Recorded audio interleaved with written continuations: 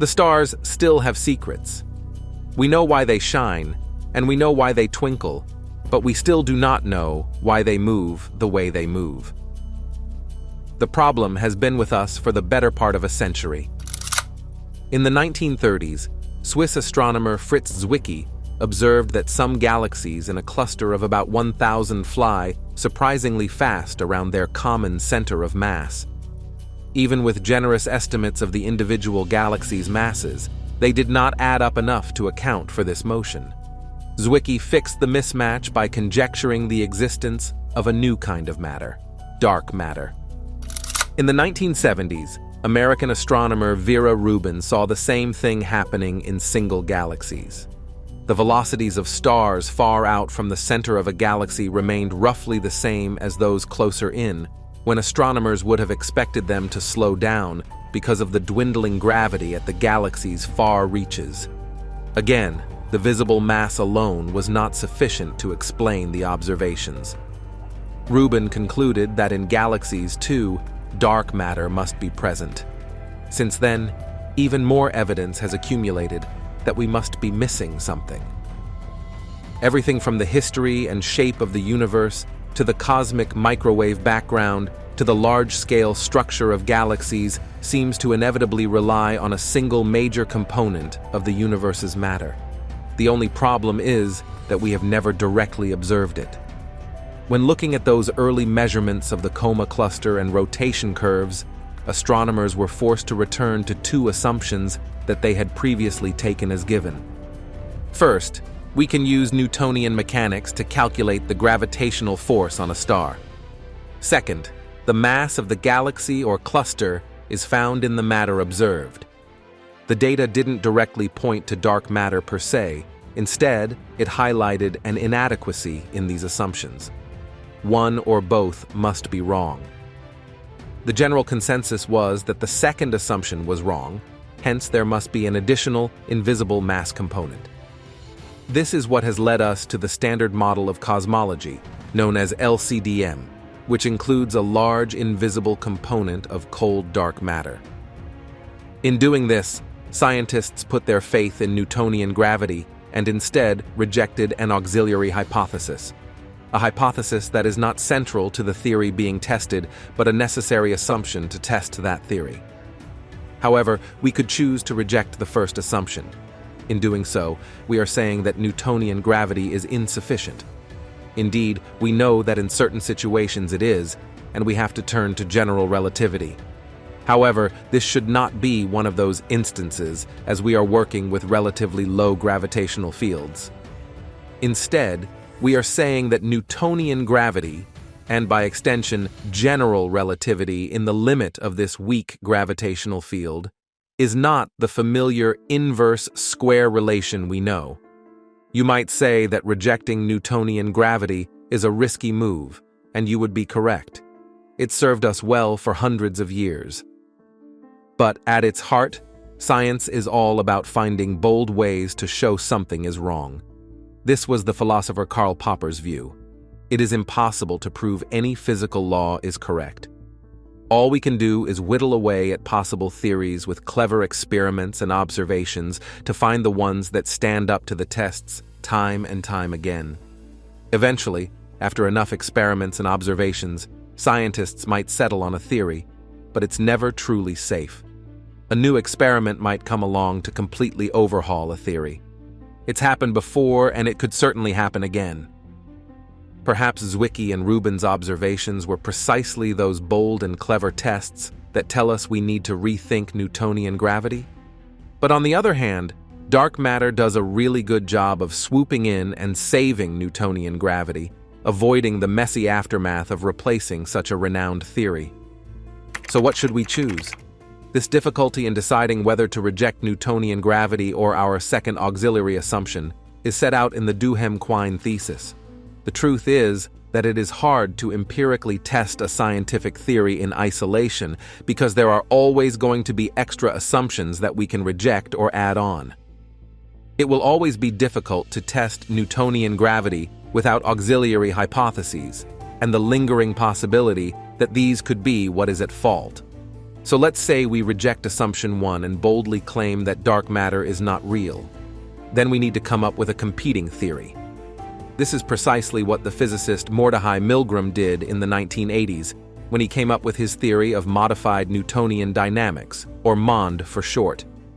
The idea of MOND was inspired by galactic rotation. Most of the visible matter in a galaxy is clustered in the middle, so you'd expect that stars closer to the center would have faster orbital speeds than stars farther away, similar to the planets of our solar system. What we observe is that stars in a galaxy all rotate at about the same speed. The rotation curve is essentially flat rather than dropping off. The dark matter solution is that galaxies are surrounded by a halo of invisible matter. But in 1983, Mordechai Milgram argued that our gravitational model must be wrong. At interstellar distances, the gravitational attraction between stars is essentially Newtonian. So, rather than modifying general relativity, Milgram proposed modifying Newton's universal law of gravity. He argued that rather than the force of attraction being a pure inverse square relation, gravity has a small remnant pull regardless of distance. This remnant is only about 10 trillionths of a g, but it's enough to explain galactic rotation curves. Of course, just adding a small term to Newton's gravity means that you also have to modify Einstein's equations as well. So MOND has been generalized in various ways, such as AQUAL, which stands for a quadratic Lagrangian. A Lagrangian is just a mechanism in physics to create theories that respect conservation laws like energy and momentum. Thus, unlike MOND, which breaks conservation of energy, AQUAL respects it, so it can explain far more. For instance, AQUAL can explain why a star can have Newtonian dynamics internally while it behaves in a galaxy with Mundian dynamics. In addition, AQUAL predicts the external field effect. This effect was first confirmed in 2020, a significant blow to DM theories. In the EFE, a weak acceleration cluster, subject to a high acceleration external field, has near Newtonian rather than Mondian dynamics. What's more, AQUAL can also explain coupled systems of galaxies like binary galaxies where one orbits the other, or colliding systems such as the Bullet cluster. AQUAL is a step in the right direction, but it has its own issues, such as its disagreement with light bending, which is a relativistic prediction, nor does it address the propagation of gravitational waves, which is even more problematic for modified gravity. In order to explain phenomena such as light bending, particularly gravitational lensing, which requires dark matter to explain, Jacob Bekenstein proposed tensor vector scalar, or TVS theory, in 2004. TVS introduces new fields to Einstein's general relativity, a vector and scalar field. Electromagnetism also uses a vector field, while the Higgs field, believed to be responsible for mass, is a scalar. Original TVS suggested that all matter couples to a different gravitational field than gravity itself couples. Later theorists showed how you could unify them by modifying the vector field. The matter-coupled gravitational field is constructed from the gravitational tensor field, the scalar field, and the vector field. These are arranged in what is called a disformal relationship with respect to the vector field, meaning not just a rescaling of units dependent on position alone, as in a conformal relationship, but rescaling that depends on direction as well.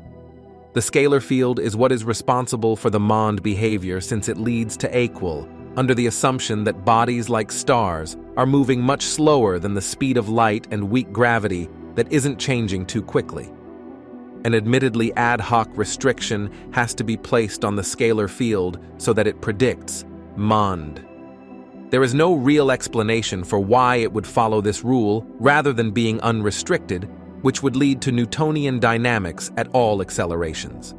The scalar field has other functions, however, in modified gravity because it drives the particle or dust-like behavior we attribute to dark matter without needing additional matter. The vector field helps to explain the gravitational lensing and resembles the vector field in the Einstein ether theory. It is responsible for giving the appearance that space-time is warping without needing additional matter. Unfortunately, the vector field is forced, in general, to point in the time direction, and so breaks Lorentz invariance. Given all these restrictions, TVES leads to AQUIL, which leads to MOND. And with the real upper hand is the fact that nobody has directly observed dark matter. To many, MOND is a more natural solution than trying to patch a new, mysterious form of matter onto the rifts created by Zwicky and Rubin. However, note that MOND has significant pathologies that need fixing. Zwicky and Rubin's observations are not the only evidence we have for dark matter, and hence MOND's reach must extend beyond merely galaxy dynamics. For example, the bullet cluster provides a classic example of galaxies that seemingly unavoidably require dark matter. Another excellent example is the shape of the cosmic microwave background power spectrum, which fits incredibly well with predictions made in our LCDM model. What's more, in fact, even the structure of the universe itself seems to support the existence of dark matter. Observations made by the Sloan Digital Sky Survey show characteristic peaks in a special function used to measure correlations across the sky. These match precisely with predictions of an early universe in which dark matter could kickstart the structure formation process, whilst ordinary matter was still in a hot plasma. But the Duhem-Queen thesis strikes again, as does the difficulty of being certain about anything in physics. It is possible that another process we don't understand allowed for the structure we see to be created without dark matter. Similarly, MOND has workarounds for the cosmic microwave background and the gravitational lensing of the bullet cluster. Hence, whilst dark matter remains a compelling theory and is increasingly bolstered by varied evidence that points to a single, tightly constrained model, the debate is not completely settled, nor may it ever be. New observations and experiments in astrophysics, cosmology, and particle physics are likely to reveal surprising and fascinating truths about the universe. The chances are our current theories are wrong. The real question is, to what extent do they need fixing? Perhaps dark matter will survive, and LCDM will simply have to be tweaked here and there. Yet maybe we'll have to throw the whole thing out and start again. In any case, we might be on the cusp of a new paradigm in cosmology. While no single idea is likely to explain everything we hope to know about the cosmos, an idea introduced 2 years ago could answer a few big questions. Called the dark dimension scenario, it offers a specific recipe for dark matter, and it suggests an intimate connection between dark matter and dark energy. The scenario might also tell us why gravity, which sculpts the universe on the largest scales, is so weak compared to the other forces. The scenario proposes an as yet unseen dimension that lives within the already complex realm of string theory, which attempts to unify quantum mechanics and Einstein's theory of gravity. In addition to the 4 familiar dimensions, 3 infinitely large spatial dimensions plus 1 of time, string theory suggests that there are 6 exceedingly tiny spatial dimensions. In the dark dimensions universe, one of those extra dimensions is significantly larger than the others. Instead of being 100 million trillion times smaller than the diameter of a proton, it measures about 1 micron across, minute by everyday standards, but enormous compared to the others. Massive particles that carry the gravitational force are generated within this dark dimension, and they make up the dark matter that scientists think comprises about 25% of our universe and forms the glue that keeps galaxies together. Current estimates hold that the remaining 70% consists of dark energy, which is driving the universe's expansion.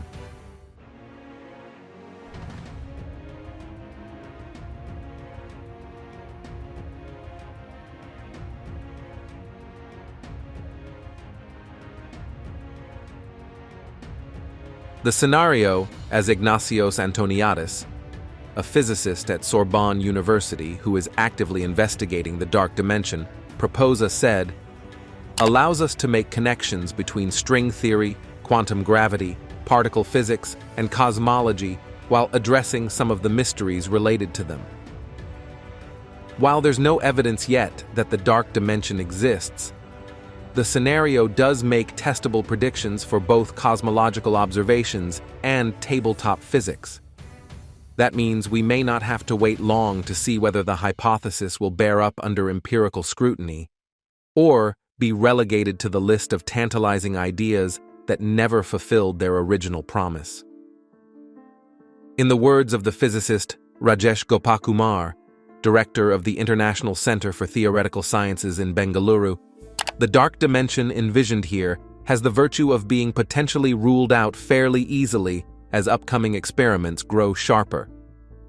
The dark dimension was inspired by a long-standing mystery concerning the cosmological constant, a term designated by the Greek letter lambda that Albert Einstein introduced into his equations of gravity in 1917. Believing in a static universe, as did many of his peers, Einstein added the term to keep the equations from describing an expanding universe. But in the 1920s, astronomers discovered that the universe is indeed swelling. And in 1998, they observed that it is growing at an accelerated clip, propelled by what is now commonly referred to as dark energy, which can also be denoted in equations by lambda. Since then, scientists have wrestled with one striking characteristic of lambda. Its estimated value of 10 to the power of negative 122 in Planck units is the smallest measured parameter in physics.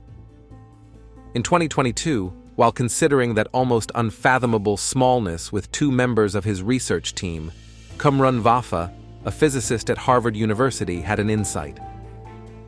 Such a minuscule lambda is a truly extreme parameter, meaning it could be considered within the framework of Vafa's previous work in string theory. Earlier, he and others had formulated a conjecture that explains what happens when an important physical parameter takes on an extreme value. Called the distance conjecture, it refers to distance in an abstract sense. When a parameter moves toward the remote edge of possibility, thereby assuming an extreme value, there will be repercussions for the other parameters. Thus, in the equations of string theory, key values, such as particle masses, lambda, or the coupling constants that dictate the strength of interactions, are not fixed. Altering one will inevitably affect the others. For example, an extraordinarily small lambda, as has been observed, should be accompanied by much lighter, weakly interacting particles with masses directly linked to lambda's value. So, what could they be? As he and his colleagues pondered that question, they realized that the distance conjecture and string theory combined to provide one more key insight. For these lightweight particles to appear when lambda is almost zero, one of string theory's extra dimensions must be significantly larger than the others, perhaps large enough for us to detect its presence and even measure it. They had arrived at the dark dimension. To understand the genesis of the inferred light particles, we need to rewind cosmological history to the first microsecond after the Big Bang. At this time, the cosmos was dominated by radiation, photons and other particles moving close to the speed of light. These particles are already described by the standard model of particle physics.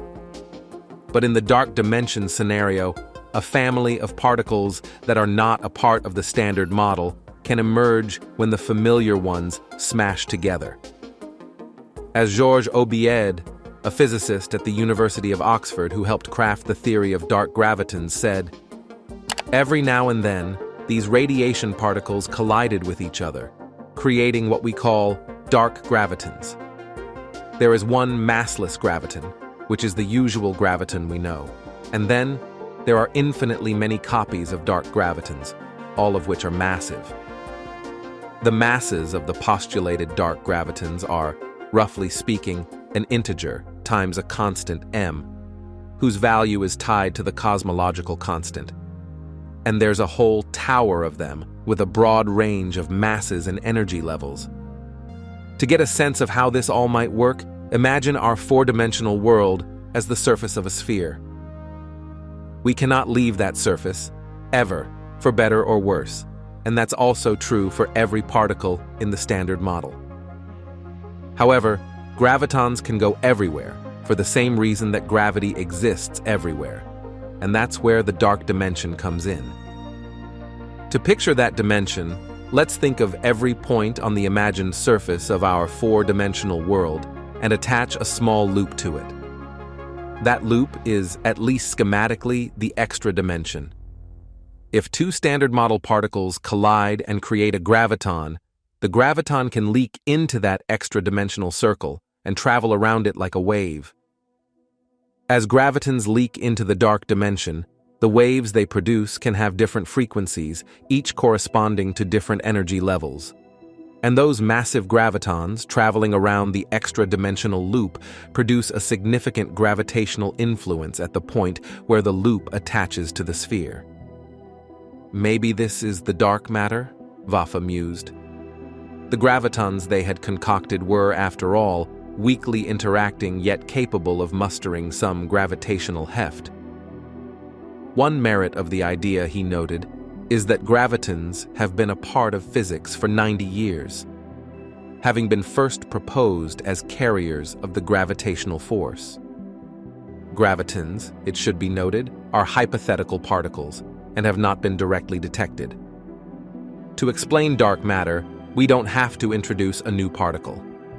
And in the word of Georgi Dvali, director of the Max Planck Institute for Physics, who is not working directly on the dark dimension idea, gravitons that can leak into the extra-dimensional domain are natural candidates for dark matter. A large dimension such as the posited dark dimension would have room for long wavelengths, which imply low frequency, low energy, low mass particles.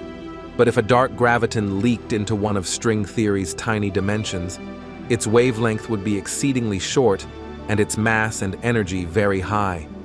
Supermassive particles like this would be unstable and very short-lived. They would be long gone without having the possibility of serving as dark matter in the present universe. Gravity and its carrier, gravitons, permeate all the dimensions of string theory. But the dark dimension is so much bigger, by many orders of magnitude, than the other extra dimensions that the strength of gravity would get diluted, making it appear weak in our four-dimensional world if it were seeping appreciably into the roomier dark dimension. This explains the extraordinary difference in strength between gravity and the other forces, said Dvali, noting that this same effect would be seen in other extra-dimensional scenarios. Given that the dark dimension scenario can predict things like dark matter, it can be put to an empirical test. As Valenzuela, a co-author of the original dark dimension paper, pointed out, if I give you some correlation you can never test, you can never prove me wrong. It's much more interesting to predict something that you can actually prove or disprove. Astronomers have known dark matter existed, at least in some form, since 1978, when the astronomer Vera Rubin established that galaxies were rotating so fast that stars on their outermost fringes would be cast off into the distance were it not for vast reservoirs of some unseen substance holding them back. Identifying that substance, however, has proved very difficult. Despite nearly 40 years of experimental efforts to detect dark matter, no such particle has been found. If dark matter turns out to be dark gravitons, which are exceedingly weakly interacting, that won't change. They will never be found directly. But there may be opportunities to indirectly spot the signatures of those gravitons. One strategy Vafa and his collaborators are pursuing draws on large-scale cosmological surveys that chart the distribution of galaxies and matter. In those distributions, there might be small differences in clustering behavior that would signal the presence of dark gravitons. When heavier dark gravitons decay, they produce a pair of lighter dark gravitons with a combined mass that is slightly less than that of their parent particle. The missing mass is converted to kinetic energy, in keeping with Einstein's formula E equals mc squared, which gives the newly created gravitons a bit of a boost, a kick velocity that's estimated to be about 1/10,000th of the speed of light. These kick velocities, in turn, could affect how galaxies form. According to the standard cosmological model, galaxies start with a clump of matter whose gravitational pull attracts more matter. But gravitons with a sufficient kick velocity can escape this gravitational grip. If they do, the resulting galaxy will be slightly less massive than the standard cosmological model predicts. Astronomers can look for this difference. Recent observations of cosmic structure from the Kilo-degree survey are so far consistent with the dark dimension. An analysis of data from that survey placed an upper bound on the kick velocity that was very close to the value predicted by Obied and his co-authors. A more stringent test will come from the Euclid Space Telescope, which launched last July. Meanwhile, physicists are also planning to test the dark dimension idea in the laboratory.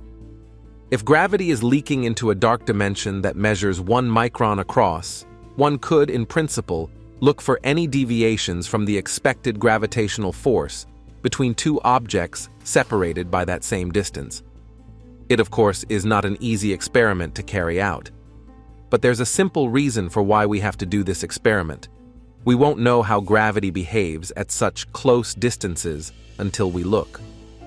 The closest measurement to date, carried out in 2020 at the University of Washington, involved a 52-micron separation between two test bodies. The Austrian group is hoping to eventually attain the 1-micron range predicted for the dark dimension. While physicists find the dark dimension proposal intriguing, some are skeptical that it will work out.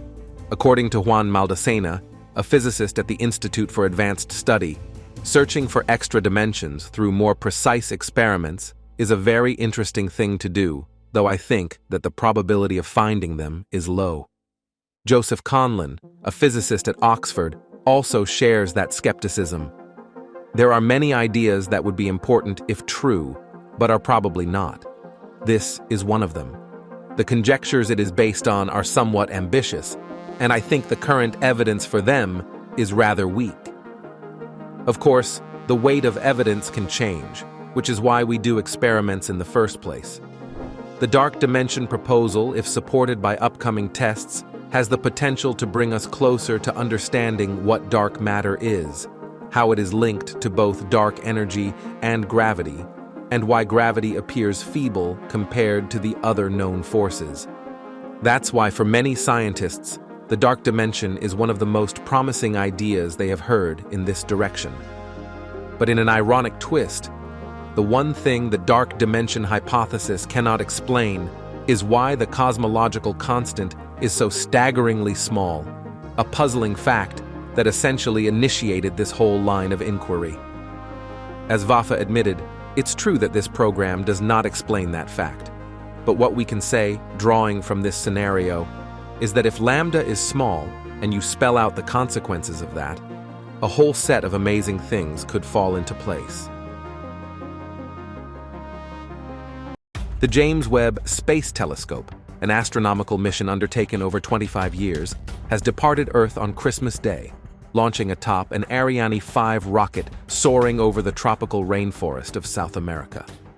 The Ariane 5 rocket was launched at 7:20 a.m. ET on December 25 from French Guiana. The Webb's launch is expected to mark a new beginning for a mission that will reshape our perspective of the universe. Folded like origami, Webb's 21-foot-long golden mirror and colossal sun shield, the size of a tennis court, were tucked inside the rocket's nose cone. The specially designed sun shield is crafted to keep Webb perfectly cooled and comfortable as it journeys into space. After decades on Earth, Webb's golden mirrors encountered the vacuum of space about 10 minutes after launch. European Space Agency Director General Joseph Aschbacher stated, "Today, we have sent a Christmas gift to humanity, to everyone, to NASA, and to all those present in this room, because with this James Webb Space Telescope, we are truly paving the way for a new era of science." James Webb will revolutionize humanity's understanding of the origins of the cosmos and script new chapters in history. That's why it is hailed as the most powerful eye in the history of human space exploration. Webb's journey spanned over 30 years. Before its launch in 2021, plans for the successor to the Hubble Space Telescope, HST, had been in the making for over 30 years.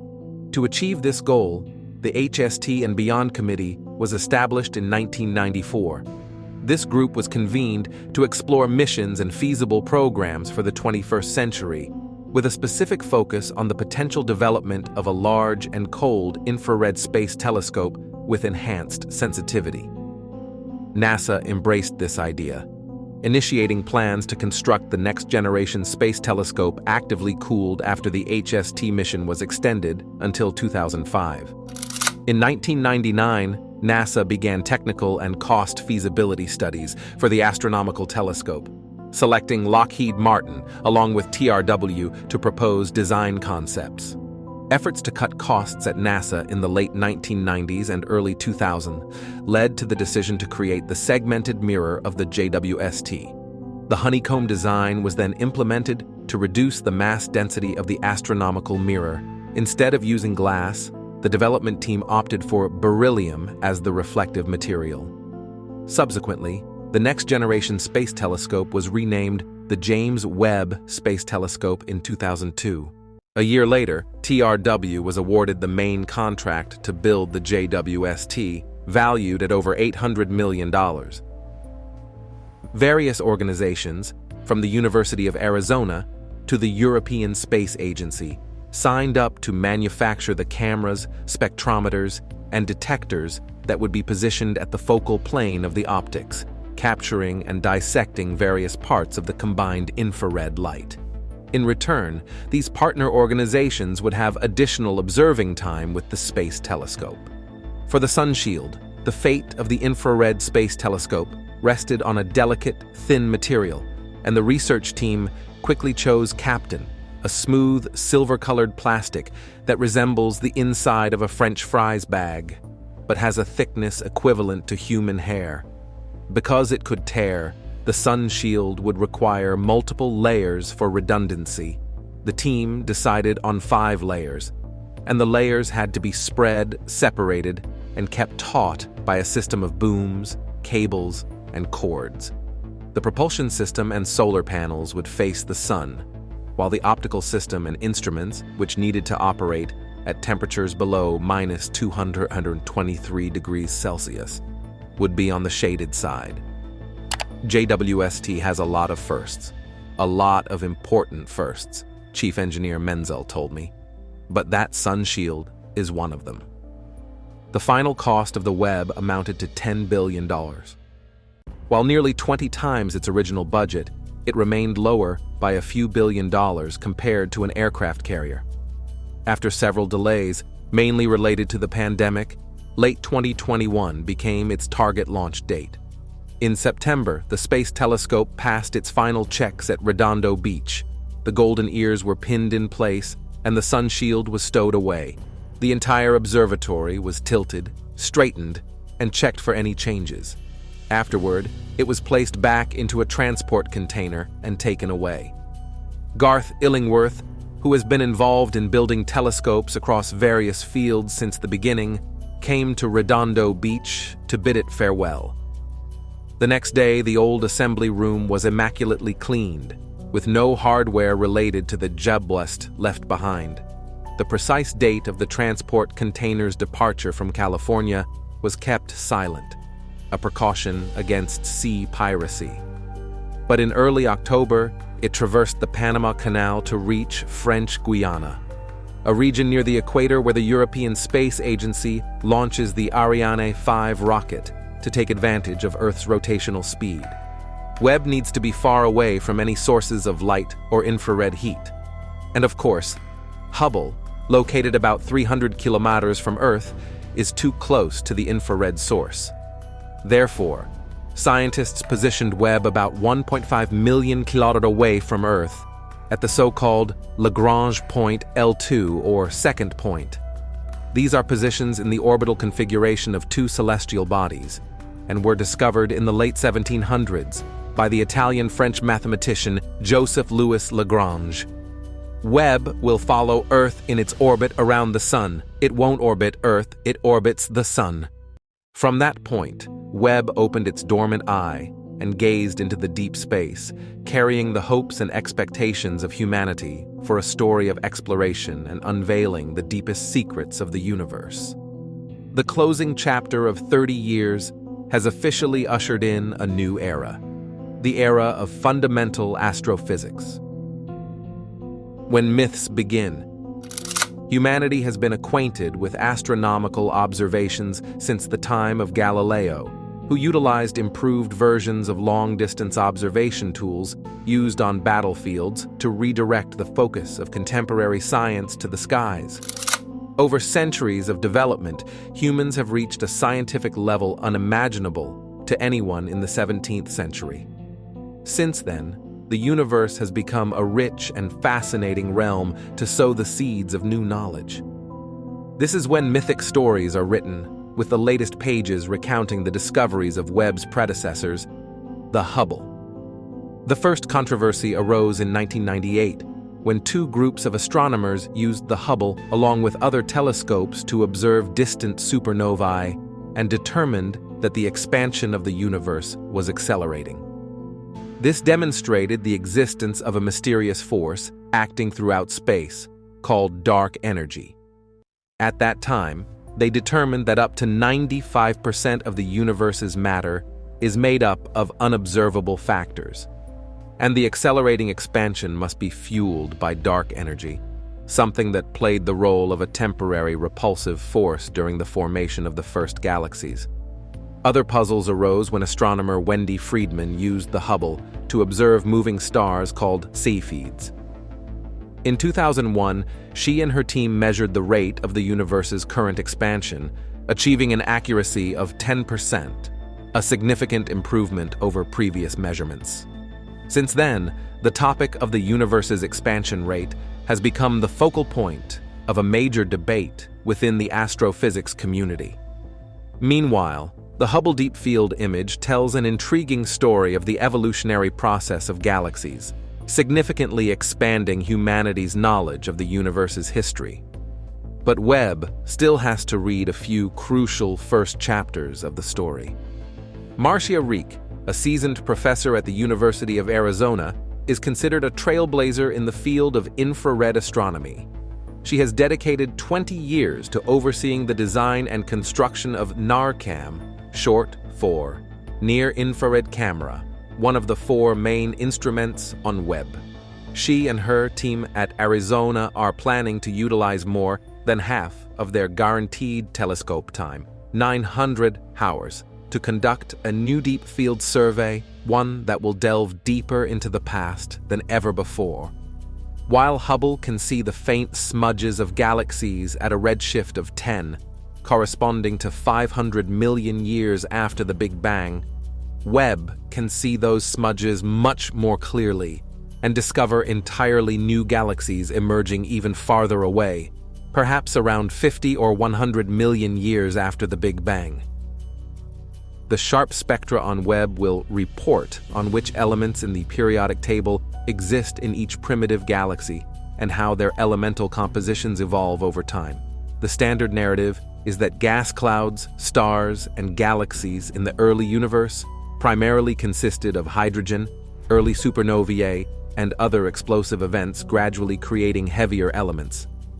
However, what's intriguing here is Rika mentioning that Hubble could detect quasars, extremely bright galaxy centers powered by supermassive black holes. She was surprised to find that these quasars contained elements similar to the Sun, indicating something unique happened in the early stages of the universe that we still don't fully understand. Webb will be the magical instrument responsible for answering those questions. Secrets of the first galaxies. There are several reasons why astronomers, astrophysicists, and cosmologists are eager to observe the first stars and galaxies. For Risa Wexler, a cosmologist at Stanford University, it's a way to study the creation process of dark matter. She and her colleagues will use primitive galaxies to infer the size distribution of dark matter halos that likely existed in the early universe and as they formed. This could reveal whether dark matter is cold, meaning it is formed from slowly moving particles, or warm, as particles moving around would take longer to coalesce into bright halos. Examining this temperature would be a crucial clue about the nature of dark matter.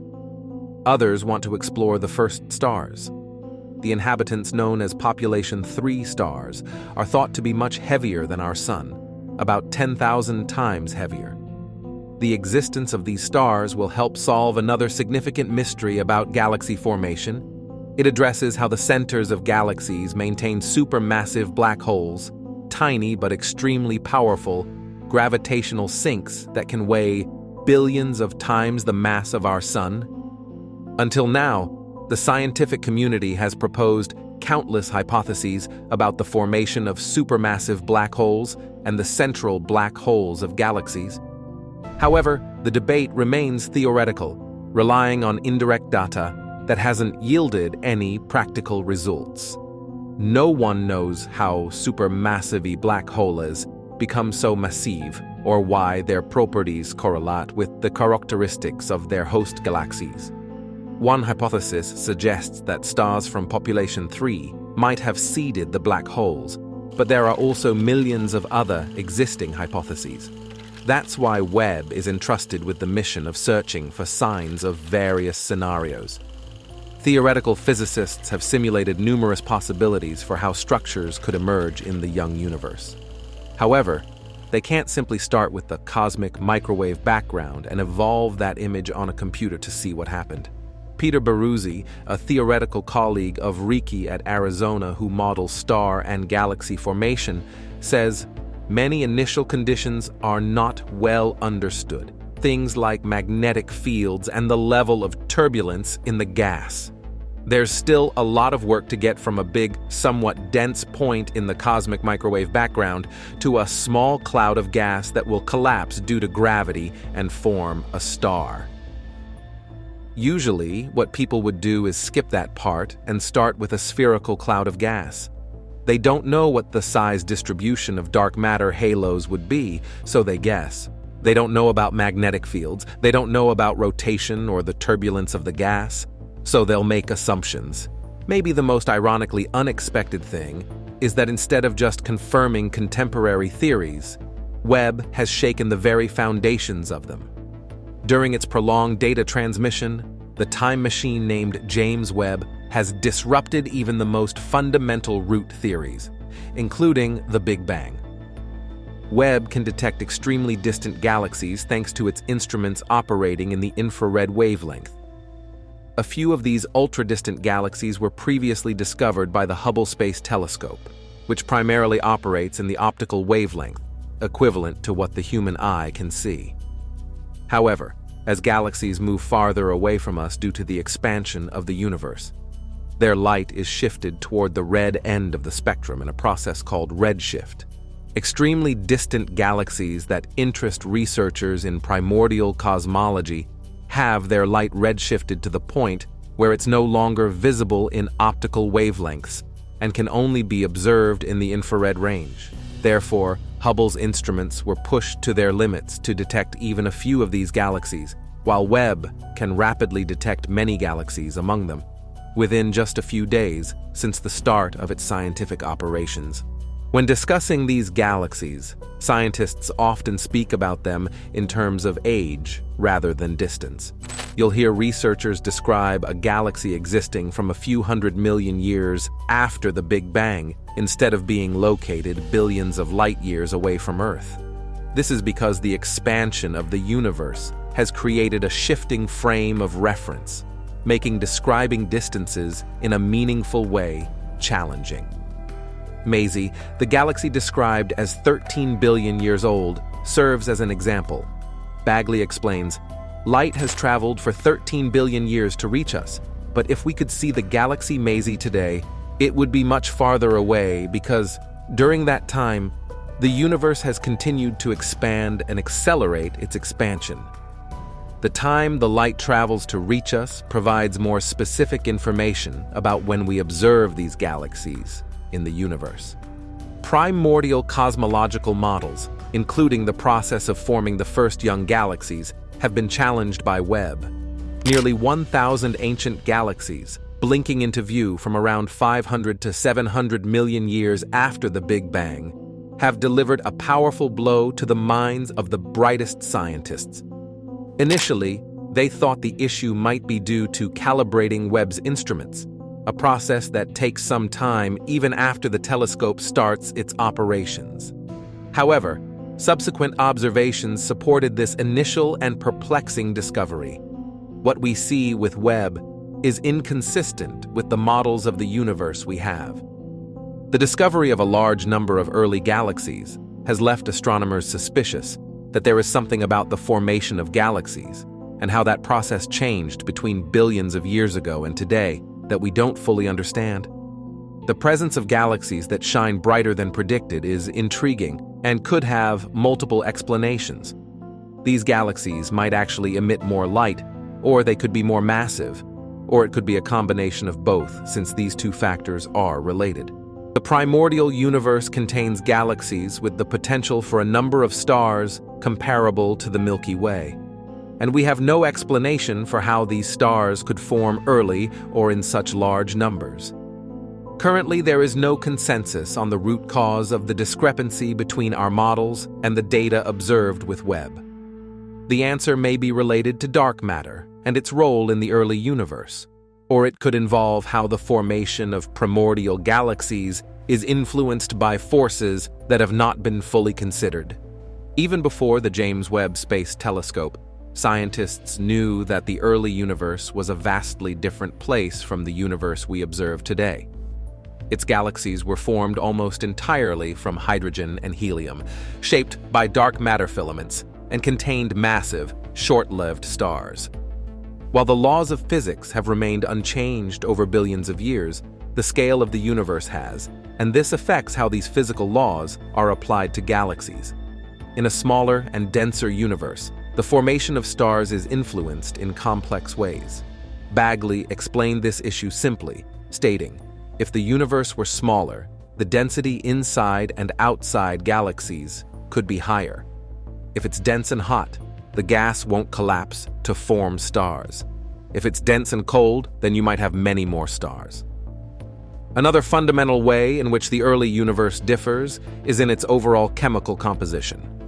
Heavy elements like metals are virtually absent in the primordial universe because these elements are primarily formed inside stars and spread through their explosive deaths, known as supernova.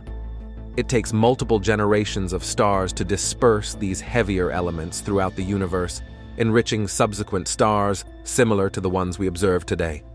The hypothetical earliest stars are referred to as population 3I stars. They are larger, much heavier, and bluer than modern stars, emitting more ionizing radiation. These differences arise from how stars generate heat and light in a process called nuclear fusion. If a star is formed only from hydrogen and helium, it needs to be hotter and denser than a star containing carbon, nitrogen, and oxygen to undergo nuclear fusion. There is an alternative chemical pathway for fusion, requiring a larger size and mass to support it. No one had observed a population 3 star before, and discovering one is considered a holy grail in modern astronomy. Bagley believes that Webb could provide a solution to finding such a star. In addition to seeking answers to macrocosmic cosmological questions, Webb is also tasked with searching for signs of extraterrestrial life beyond the solar system. Although we haven't found any signs of life on Mars, one researcher believes we could discover evidence of it on exoplanets within the next quarter century. Current telescopes have detected molecular traces in the atmospheres of hot Jupiter-like exoplanets. But these are planets devoid of life. Exoplanets, or planets outside our solar system, sometimes orbit directly between Earth and their parent stars. When a planet transits in front of its star, it causes a small dip in the star's brightness. Scientists at the CFA use the Transiting Exoplanet Survey Satellite, TESS, and the Kepler Space Telescope, as well as ground-based robotic telescopes from the Me-Earth project, to search for these subtle dimmings in starlight. This transit method has revealed thousands of exoplanets. During transit, a small amount of starlight passes through the planet's atmosphere, allowing researchers to glean information about the atmospheric composition. A colossal telescope with advanced technology is crucial for detecting the atmospheric components of an Earth-like planet, including subtle chemical signatures that potential life may produce. The detection of faint signals from rocky, potentially habitable exoplanets will require the capabilities of the JWST. This telescope not only boasts a resolution nearly 100 times greater than the Hubble, but can also observe exoplanets much more clearly against the background of their parent stars. This is because planets emit more infrared radiation than optical light, while stars emit less.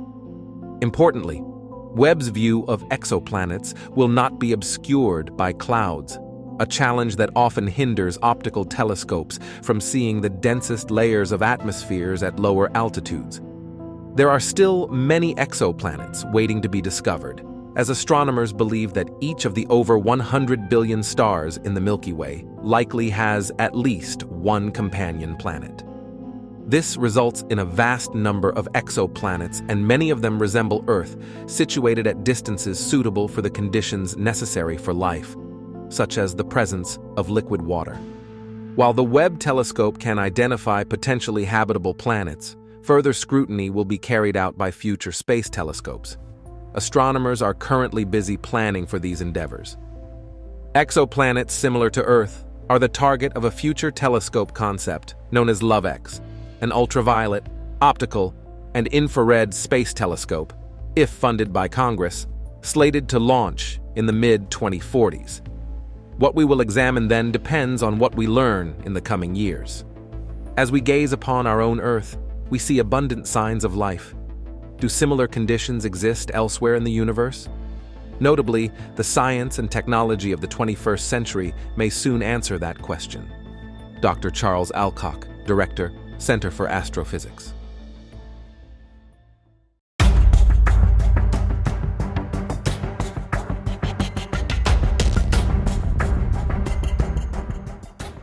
Black holes in the early universe pose a bit of a problem.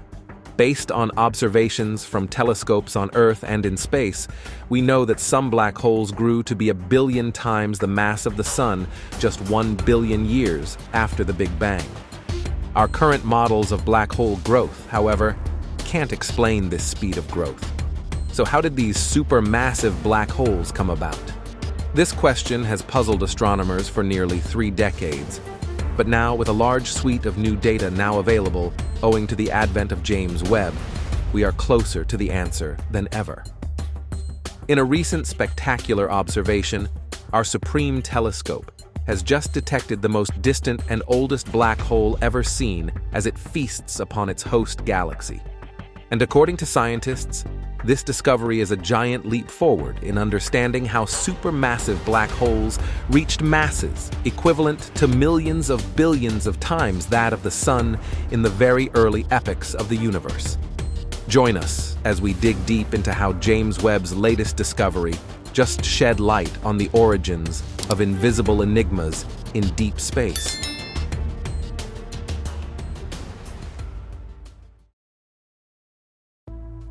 The first thing we have to understand is that there are 2 main ways that black holes can grow: by the steady, gradual accretion and infall of matter, such as gas, and by individual events such as mergers and the swallowing of massive objects, such as stars, stellar remnants, and other black holes. The first one, in general, is the primary method that leads to growth over time, while the second can lead to growth in leaps, jumps, and bursts, particularly when violent events such as galactic mergers occur, and, specifically, when 2 supermassive black holes, one originating from each progenitor galaxy, merge together. When you have an accreting black hole, such as an active galactic nucleus or a quasar, there has to be a balance between the outward force, pressure of the radiation, and winds that emerge from the object and the gravitational force of matter that falls inward. If there's too much infall of matter, then there will be a rise in the amount of radiation and winds, and that will blow the infalling matter back out. A phenomenon that occurs when black hole growth proceeds at a rate that exceeds a certain theoretical limit. Because of this relation, there's a limit to how quickly objects like black holes can grow, and hence, if we extrapolate backward in time, there's a limit to how large an initial seed for these supermassive black holes must have been. For a black hole of even tens of billions of solar masses today, that doesn't necessarily pose any sort of problem, because today's black holes have had 13.8 billion years of cosmic history over which they grow. But if we look back in time, we would have naively expected that the most massive black holes that we would have seen at early times would be far less massive than the enormous black holes spotted today, in the billions or even tens of billions of solar masses. In the pre-James Webb era, it was rare to find astronomical objects, things like galaxies and quasars. From the first marker 1.5 billion years of the universe's history, beyond a redshift of z=4 in astronomy speak, as those objects were not only incredibly far away, but were fainter, lower in mass, and had their light severely redshifted by the expansion of the universe. The few that we did find, if they had enough activity coming from their senders, gave enough information to infer the masses of the supermassive black holes they have said from data in the non-visible portion of the spectrum, such as at infrared or X-ray wavelengths. Quite surprisingly, we began to find that even before the universe was a mere 1 billion years old, some of these black holes had masses that rivaled or even exceeded 1 billion solar masses. That led to a big puzzle. How did black holes get so massive so quickly? After all, there were 3 major options to consider that would still be consistent with the other data we had about the universe from observations of cosmic structure, galaxy evolution, the leftover radiation from the Big Bang, and more. First, the universe was born without black holes, and none arose until the first stars lived and died, with the most massive among them leaving black hole remnants behind. Second, the universe was born without black holes, but formed them not only from stars but from clumps of matter, such as streams of gas, that directly collapsed to form event horizons around them. And third, the universe was born with either primordial, black holes, or incredibly massive, overdense seeds that would swiftly collapse to create black holes long before any stars had the opportunity to form. The first option is a certainty. As soon as our universe made stars, many of those first stars would die in a catastrophic supernova explosion. Their cores would collapse, and many of those stars would leave a black hole behind as a remnant. Those black holes, however, would only have masses around 100 times that of the Sun.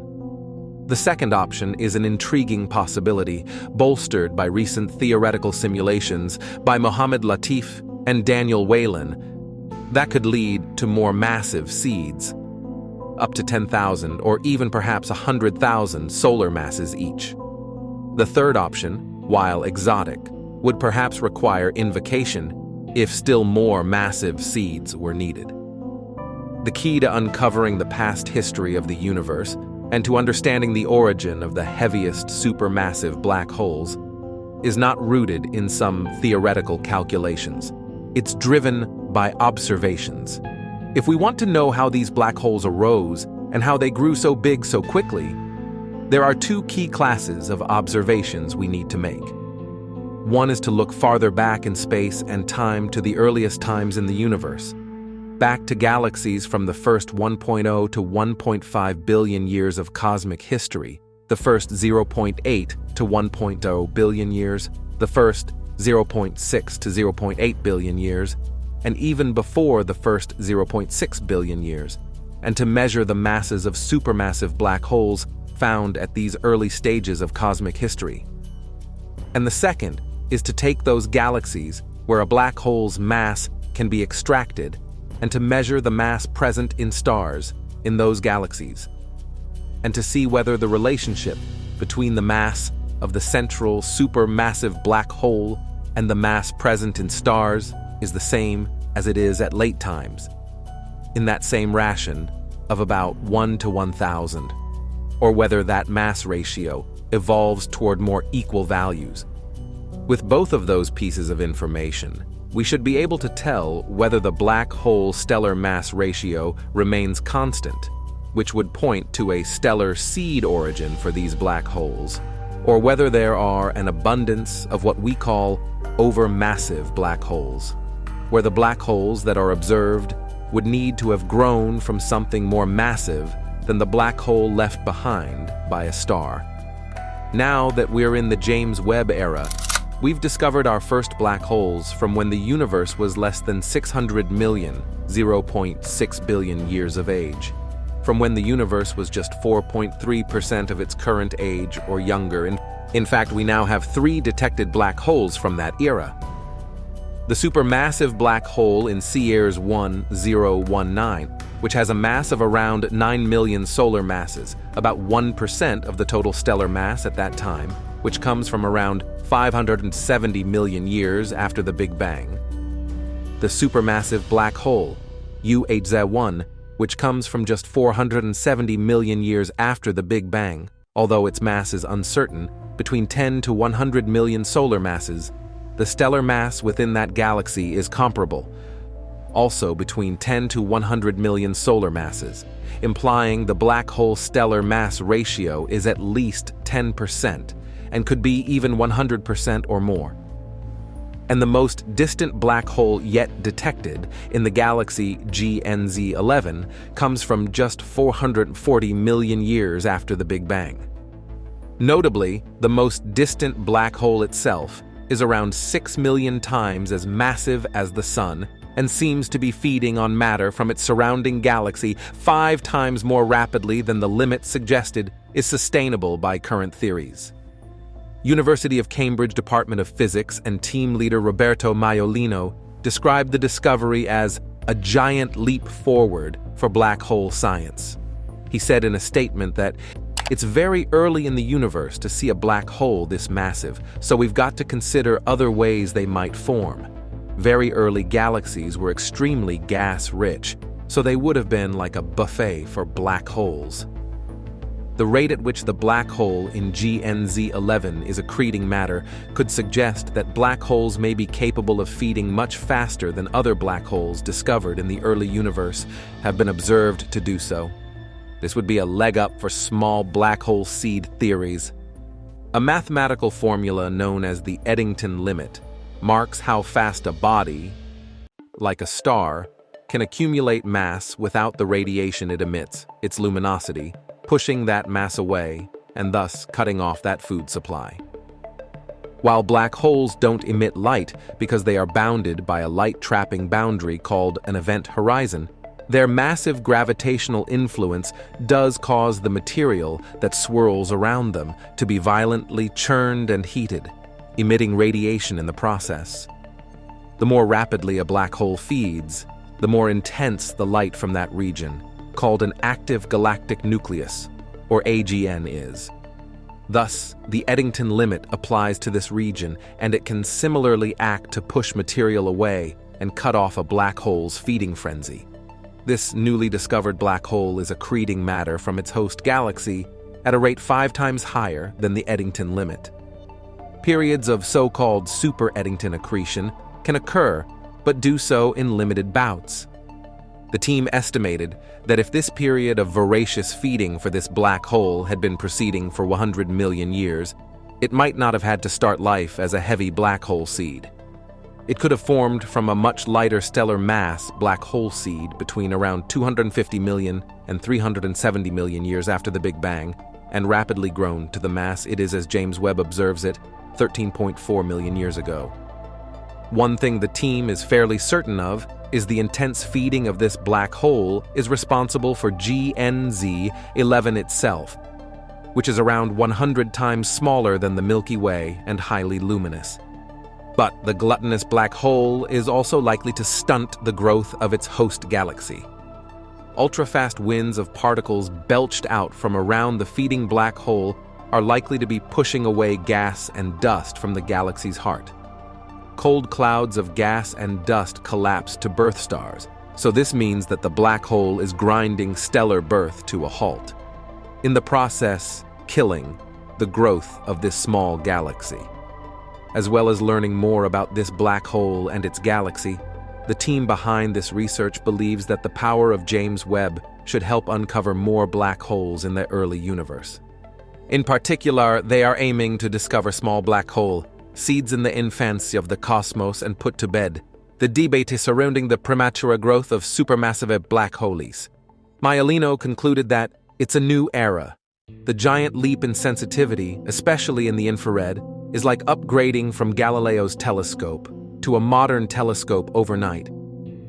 Before the James Webb Space Telescope came online, I thought maybe the universe isn't so interesting when you go beyond what we could see with the Hubble Space Telescope. But that hasn't been the case at all.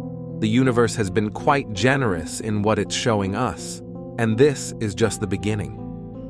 In other words, with the James Webb era now in full swing, the good news is we're likely to soon find out the answer, and it's freaking cool.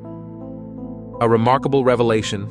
The second image of our first black hole ever pictured just confirms Einstein's general relativity. The newly released image of the supermassive black hole at the heart of the galaxy Messier 87 was captured by the Event Horizon Telescope on April 21, 2018, a year and 10 days after it was first pictured. Just like in the April 2017 image, this second picture of the supermassive black hole shows a glowing golden ring representing matter swirling around the black hole being heated to extreme temperatures.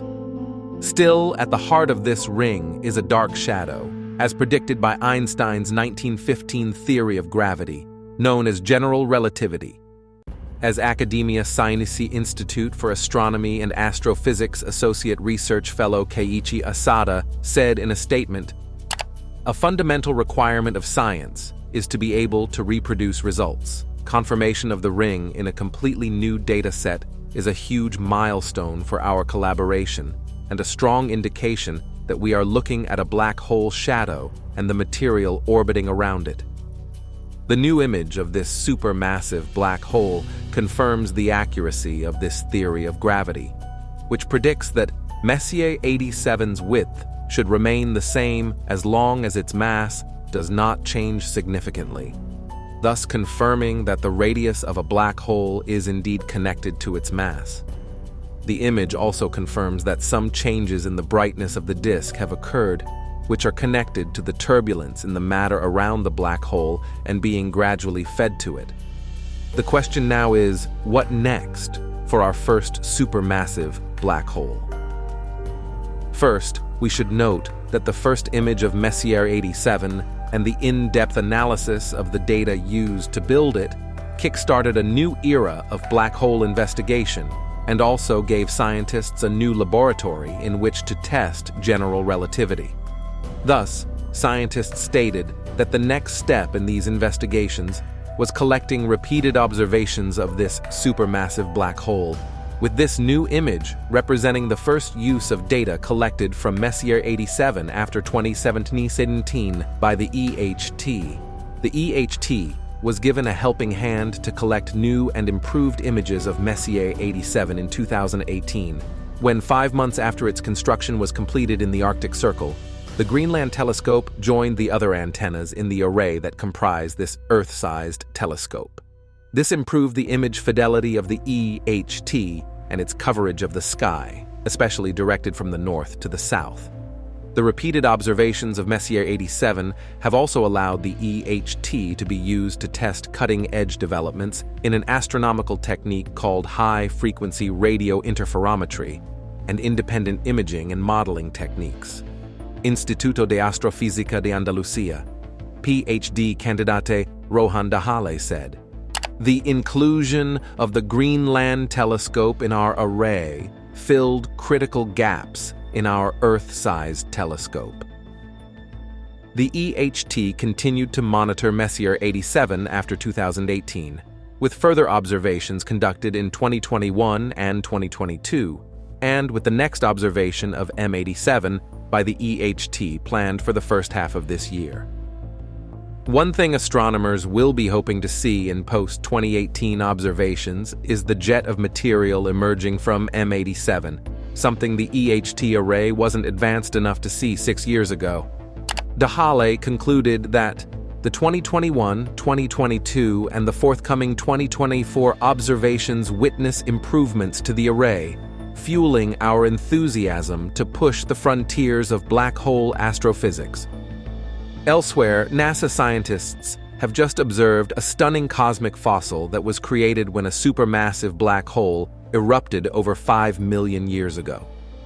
The team at the space agency's Goddard Space Flight Center used the X-ray Multi-Mirror Mission, or XMM, Newton Space Telescope, with help from NASA's Chandra X-ray Observatory to spot the X-rays that outline cold gas clouds in the relatively close spiral galaxy NG C4945, 13 million light-years away in the constellation of Centaurus.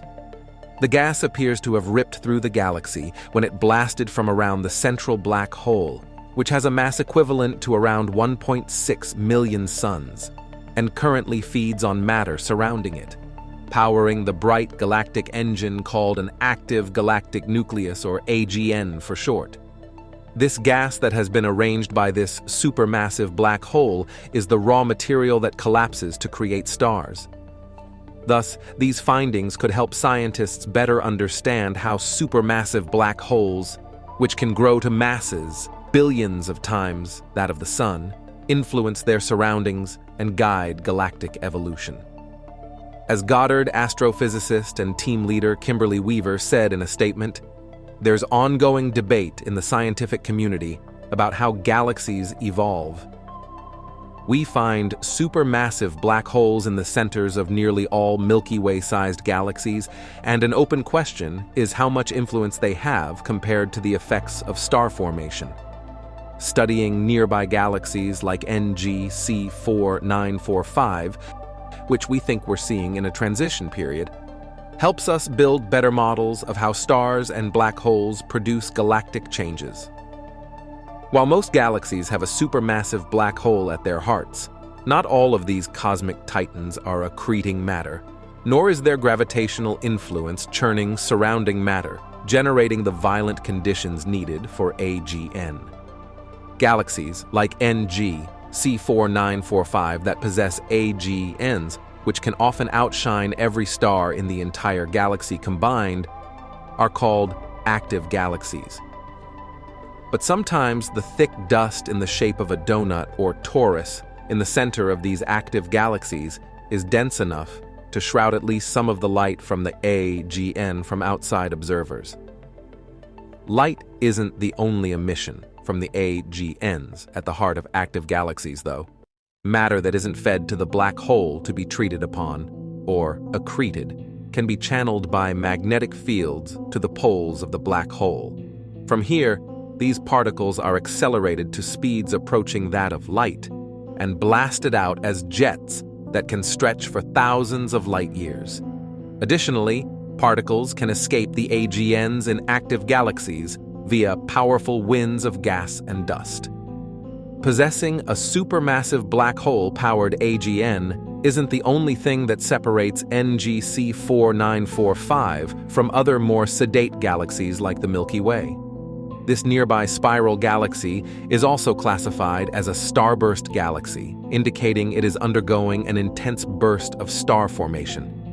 It is estimated that NGC 4945 is forming stellar bodies at a rate of 18 sun-like stars each year, 3 times faster than the star formation rate of the Milky Way. This star birth is mainly centered in the heart of the galaxy and will only end when the raw material of stellar birth, cool and dense gas clouds, is exhausted. This process is expected to take between 10 million and 100 million years. Looking at NGC 4945 with the European Space Agency telescope XMM Newton, Weaver and team spotted a feature called the Iron K alpha line, which occurs when high-energy X-ray light from the matter around the central supermassive black hole's disk hits cold gas elsewhere in the galaxy. The iron line is commonly seen in galaxies with an AGN, but this observation took the team by surprise, because it wasn't as close to the central black hole as they expected, and as existing theories suggest it should be.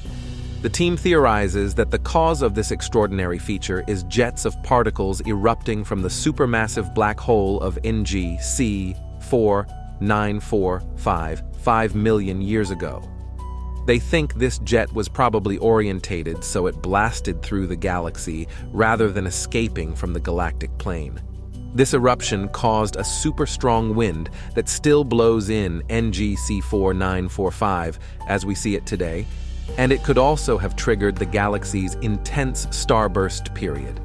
The team will now continue to observe NGC 4945 and search for other clues showing how the central black hole is influencing the galaxy's evolution.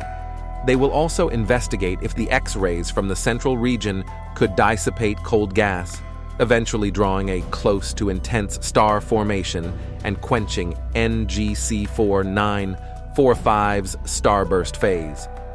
There are a number of lines of evidence that indicate black holes play important roles in some galaxies in determining their star formation histories and their destinies, team member and Goddard astrophysicist Edmund Hodges, Cluck said.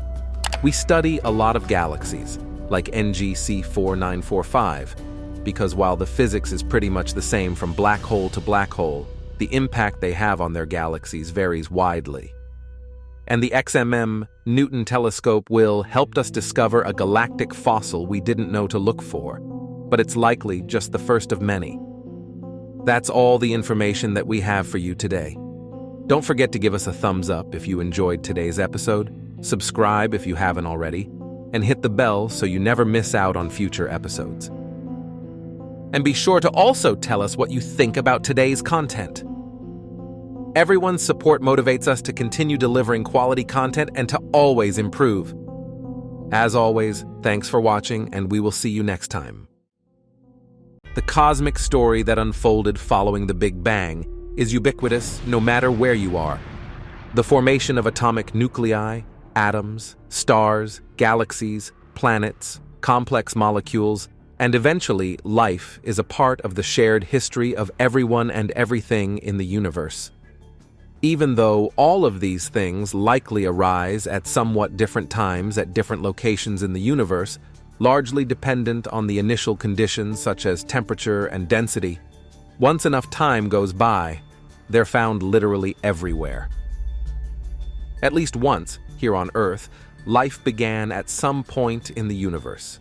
Scientists believe that life has found a home on Earth for around 4 billion years, and that's a significant fraction of the universe's 13.77 billion year history. But if life arose here, presumably, it could have appeared anywhere. In other words, life may be much, much older than Earth. It may have arisen in our solar system before Earth even finished forming. And for sufficiently broad definitions of life, it might even be possible for life to have appeared mere seconds after the Big Bang. Interestingly, this assumption is supported by data obtained by our most powerful space observatory, the James Webb Telescope. New findings from James Webb just reveal that the essential elements for life were present much earlier than previously believed. In other words, life as we know could have existed much earlier than previously thought. But does it hold true? Join us as we dig deep into how James Webb could upend our understanding of the origin of life. To explore the origins of life, first, we have to define it. There are over 200 published definitions of the term, which shows just how difficult this concept is to grapple with. For example, are viruses alive? They replicate but need a host to do so. What about prions, the pathogenic protein structures? Debates continue to swirl over the line between life and non-life.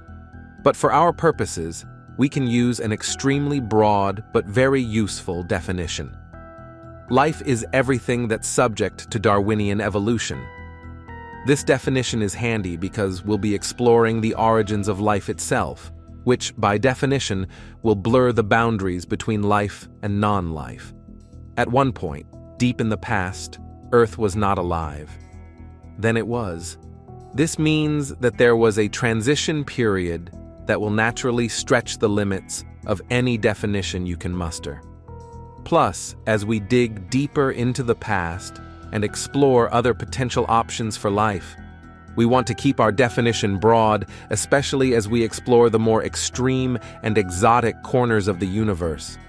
With this definition in hand, life on Earth arose at least 3.7 billion years ago. By then, microscopic organisms had already become sophisticated enough to leave behind traces of their activities that persist to the present day. Those organisms were a lot like modern ones. They used DNA to store information, RNA to transcribe that information into proteins, and the proteins to interact with the environment and make copies of the DNA. This three-way combo allows those batches of chemicals to experience Darwinian evolution. But those microbes didn't just fall out of the sky. They evolved from something. And if life is anything that evolves, then there had to be a simpler version of life appearing even earlier in Earth's past. Some theories speculate that the first self-replicating molecules, and hence the simplest possible form of life on Earth, could have arisen as soon as the oceans cooled, well over 4 billion years ago. And Earth may not have been alone. Mars and Venus had similar conditions at that time, so if life happened here, it may have happened there too. But the Sun was not the first star to ignite into fusion. It is a product of a long line of previous generations of stars. Life as we know it requires a few key elements: hydrogen, oxygen, carbon, nitrogen, and phosphorus. With the exception of hydrogen, which appeared in the first few minutes after the Big Bang, all of these elements are created in the hearts of stars during their life cycles. So, as long as you have at least 1 or 2 generations of stars living and dying, and thereby spreading their elements out into the wider galaxy, you can have Earth like life appearing in the universe. This pushes the clock back on the possible first appearance of life to well over 13 billion years ago. This era in the history of the universe is known as the cosmic dawn, when the first stars formed.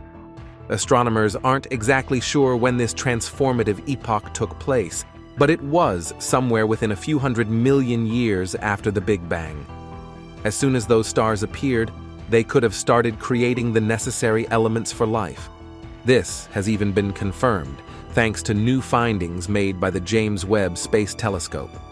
Scientists used James Webb's data to measure the oxygen in 138 galaxies that existed in the first 2 billion years of the universe. The team found that most of the galaxies had oxygen abundances similar to modern galaxies. But out of the 7 earliest galaxies in the sample, those that existed when the universe was only 500 to 700 million years old, 6 of them had roughly half the predicted oxygen content. This rapid increase in oxygen content occurred earlier than astronomers were expecting. This opens the possibility that with the necessary ingredients like oxygen already readily available in the early universe, life as we know it, built on chains of carbon using oxygen to transport energy and submersed in a bath of liquid water, may have appeared sooner than previously thought. Even other hypothesized forms of life based on exotic biochemistries require a similar mixture of elements. For example, some alien life may use silicon instead of carbon as a basic building block, or use methane instead of water as a solvent.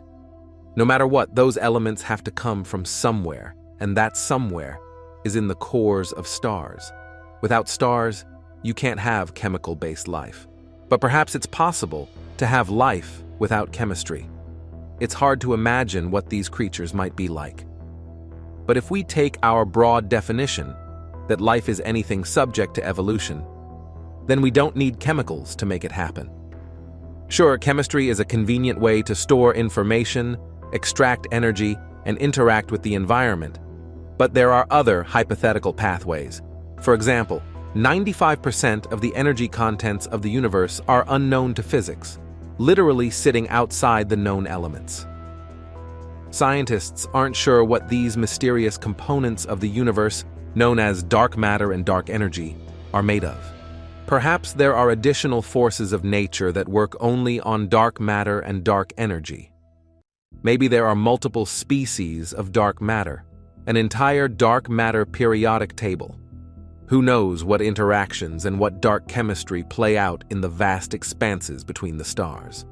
Hypothetical dark life may have appeared in the extremely early universe, well before the emergence of the first stars, powered and mediated by forces we do not yet understand. The possibilities can get even weirder. Some physicists have hypothesized that in the earliest moments of the Big Bang, the forces of nature were so extreme and so exotic that they could have supported the growth of complex structures. For example, these structures could have been cosmic strings, which are folds in space-time, anchored by magnetic monopoles. With sufficient complexity, these structures could have stored information. There would have been plenty of energy to go around, and those structures could have self-replicated, enabling Darwinian evolution.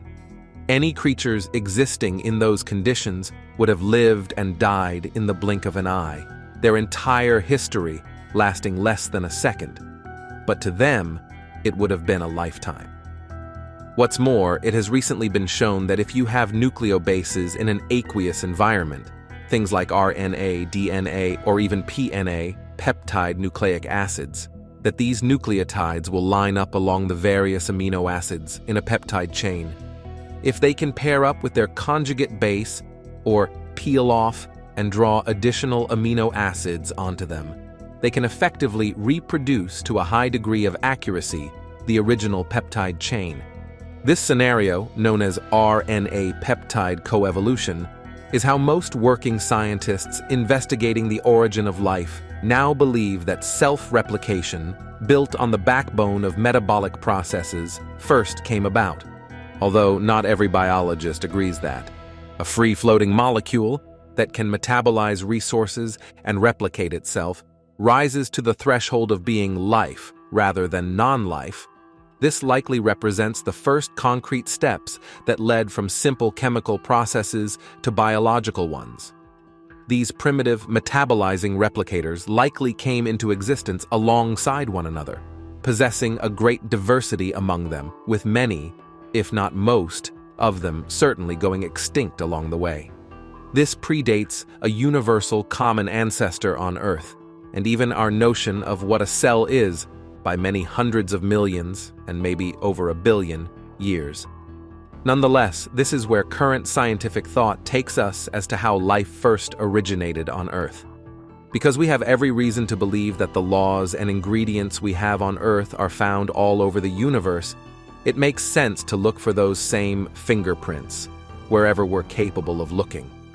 In space, whether around the centers of galaxies or around massive, newly forming stars, or even in the environments where metal-rich gas is going to form future stars, we find a whole host of complex organic molecules. These range from sugars to amino acids to ethyl formate, the molecule that gives raspberries their scent, to intricate aromatic hydrocarbons. That is, molecules that are thought to be precursors to life. So far, we've only found these molecular biohints nearby, of course, but that's because we don't know how to look for individual molecular signatures in environments that lie well beyond our own galaxy. However, as we look to greater and greater distances, we do indeed find that there are galaxies and portions of even very early galaxies that have the right populations of stars and the right metallicities to them, to be excellent candidates for life to arise within them. In the most extreme cases, we find locations from within the first 1 to 2 billion years after the Big Bang that might potentially be home to life already. In short, perhaps a colder, smaller planet, like Mars, a warmer, more energetic planet, like Venus, a world with liquid methane rather than water, Oceans like Titan, a frozen world with a subsurface ocean, like Enceladus or Triton or Pluto, or a water-rich world that experiences significant tidal heating like Europa, could provide an environment where life can arise, survive, and thrive as well. Quite possibly, there may even be environments out there that are more conducive to the origin of life than even early Earth was. Perhaps a planet or moon around a K-type or M-type star, both smaller, redder, and longer-lived than our Sun, would do the job? Perhaps a planet where life arises and then gets struck by a large object, like an asteroid, would seed other planets, moons, and even other star systems with that life.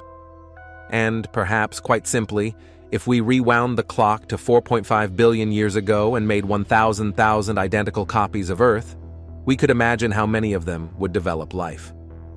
Would it be all 1,000,000 of them? A few thousand of them? Hundreds? Dozens? Just one? Or could life arising be such a rare occurrence that Earth is the outlier, that even in 1,000,000 identical early Earths, not a single one would develop life? This is the fundamental problem facing us. We are, in a very real sense of the word, the winners of a cosmic lottery. Despite all of the opportunities for failure at who knows how many critical stages, life arose, survived, and thrived on our planet. An unbroken chain for some 4 billion years. We know that we won the lottery, but we don't know what occurred to lead to our victory. We still don't know how life in the universe got its start, including whether life as we know it is common, rare, or a once-in-a-universe proposition. But we can be certain that life came about in our cosmos at least once, and that it was built out of the heavy elements made from previous generations of stars. If we look at how stars theoretically form in young star clusters and early galaxies, we could reach that abundance threshold after several 100 million years. All that remains is putting those atoms together in a favorable to life arrangement. If the universe forms the molecules necessary for life and then puts them in an environment conducive to life arising from non-life, like on a water-rich rocky planet, suddenly the emergence of biology could have come when the universe was just a few % of its current age. The earliest life in the universe, we must conclude, could have been possible during even the first 1 or 2 billion years after the hot Big Bang began. Once enough stars live and die, the material from their corpses gets incorporated into new stars, new molecules, and even new planets. Get enough of this enriched material together under the right conditions, and that's perhaps all it takes to result in life's all but guaranteed arrival.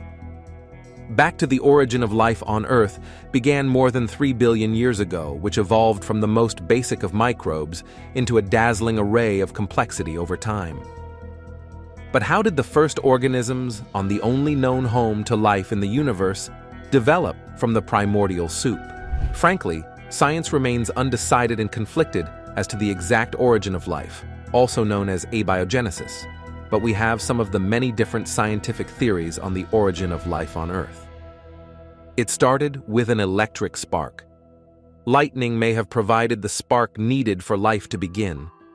Electric sparks can generate amino acids and sugars from an atmosphere loaded with water, methane, ammonia, and hydrogen, as was shown in the famous Miller-Urey experiment in 1952. The experiment's findings suggested that lightning might have helped create the key building blocks of life on Earth in its early days. Over millions of years, larger and more complex molecules could form. Although research since then has revealed the early atmosphere of Earth was actually hydrogen-poor, scientists have suggested that volcanic clouds in the early atmosphere might have held methane, ammonia, and hydrogen, and been filled with lightning as well. Molecules of life met on clay. The first molecules of life might have met on clay according to an idea elaborated by organic chemist Alexander Graham Cairns-Smith at the University of Glasgow in Scotland. Cairns-Smith proposed in his 1985 controversial book, 7 clues to the origin of life.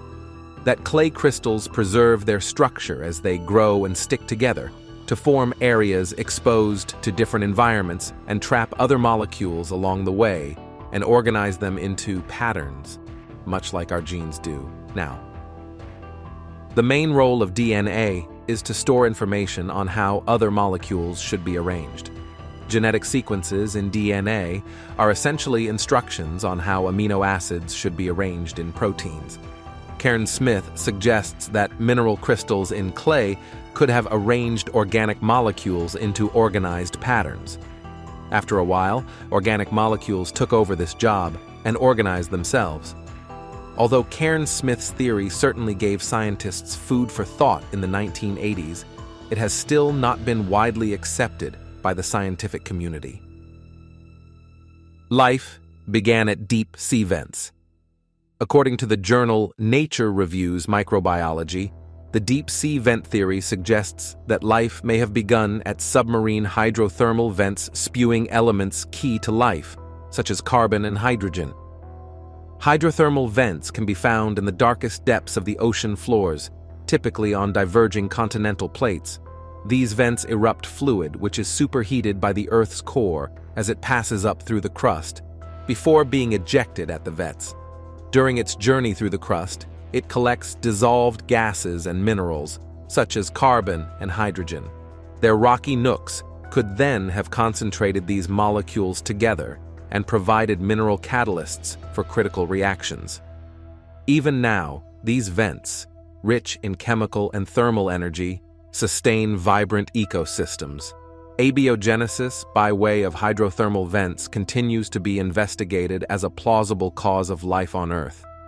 In 2019, scientists at University College London successfully created protocells, non-living structures that help scientists understand the origins of life, under similar hot, alkaline environmental conditions to hydrothermal vents. Life had a chilly start. Ice might have covered the oceans 3 billion years ago and facilitated the birth of life. And according to Jeffrey Bada at the University of California, key organic compounds thought to be important in the origin of life are more stable at lower temperatures. At normal temperatures, these compounds, such as simple sets of amino acids, are sparsely populated in water, but when frozen, become concentrated and facilitate the emergence of life, according to Bada's work published in the journal Icarus. Ice also might have protected fragile organic compounds in the water below from ultraviolet light and destruction from cosmic impacts. The cold might have also helped these molecules to survive longer, enabling key reactions to happen. The answer lies in understanding DNA formation. Nowadays, DNA needs proteins in order to form, and proteins require DNA to form, so how could these have formed without each other?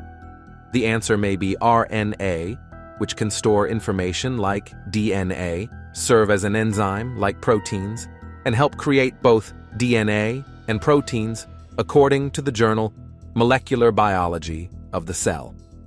Later, DNA and proteins succeeded this RNA world because they are more efficient. RNA still exists and performs several functions in organisms, including acting as an on-off switch for some genes. The question still remains how RNA got here in the first place. Some scientists think the molecule could have spontaneously arisen on Earth, while others say that was very unlikely to have happened. Life had simple beginnings. Instead of developing from complex molecules such as RNA, life might have begun with smaller molecules interacting with each other in cycles of reactions. These might have been contained in simple capsules akin to cell membranes, and over time more complex molecules that performed these reactions better than the smaller ones could have evolved scenarios dubbed metabolism-first models, as opposed to the gene-first model of the RNA world hypothesis. Life was brought here from elsewhere in space. Perhaps life did not begin on Earth at all, but was brought here from elsewhere in space, a notion known as panspermia. For instance, rocks regularly get blasted off Mars by cosmic impacts, and a number of Martian meteorites have been found on Earth that some researchers have controversially suggested brought microbes over here, potentially making us all Martians originally. Other scientists have even suggested that life might have hitchhiked on comets from other star systems.